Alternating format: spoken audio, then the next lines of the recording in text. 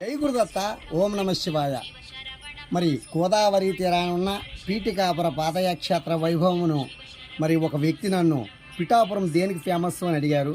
మరి పిఠాపురం ఫేమస్ అంటే పిఠాపురం యొక్క ప్రాముఖ్యత మరి రాజరాజేశ్వర సమేతుడైన ఉమా కుక్కుటేశ్వరుడు కొలువైన పుణ్యధామం మన పిఠాపురం. త్రిగయాక్షేత్రాల్లో పాదయాక్షేత్రంగా విరాజిల్లుచున్న దక్షిణ కాశీగా పిలువబడుతున్న మహాపుణ్యక్షేత్రం మా పిఠాపురం. అష్టాదశ మహాశక్తి పీఠాలలో 10వ పీఠంగా పురుహూతికా మాతగా కొలువైన మహాపుణ్యధామం మా పిఠాపురం.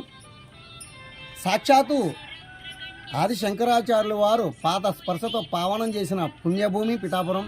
వారి చేతుల మీదుగా శ్రీ పాదగయ క్షేత్రమున రాజరాజేశ్వరి అమ్మవారిని ప్రతిష్టాపన చేసిన గొప్ప ఘనత ఉన్నది ఈ పిఠాపురం.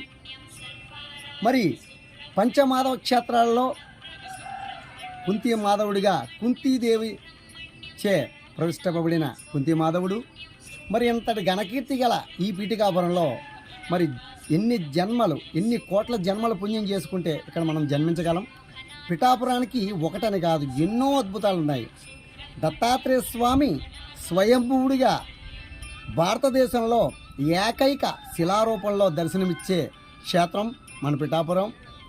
మరి ఆయన 13వ శతాబ్దంలో శ్రీపాద శ్రీవల్లభుడిగా సుమతీదేవి రాజశర్మకు శ్రీపాద శ్రీవల్లభుడిగా జన్మించిన మహాపుణ్యధామం మా పిఠాపురం. ఒకటా రెండా ఎన్నో చెప్పొచ్చు పిఠాపురానికి. స్కాంద పురాణంలో భీమఖండంలో చాలా చక్కగా పీఠికాపుర వైభవాన్ని వర్ణించడం జరిగింది. పిఠాపురంలో జన్మించడం, పిఠాపురంలో స్వామివార్లను అమ్మవార్లను దర్శించడం కొన్ని కోట్ల జన్మల పుణ్యఫలం ఉంటేనే అది సాధ్యం. జై గురుదత్త, శ్రీ గురుదత్త. ఓం నమ శివాయ.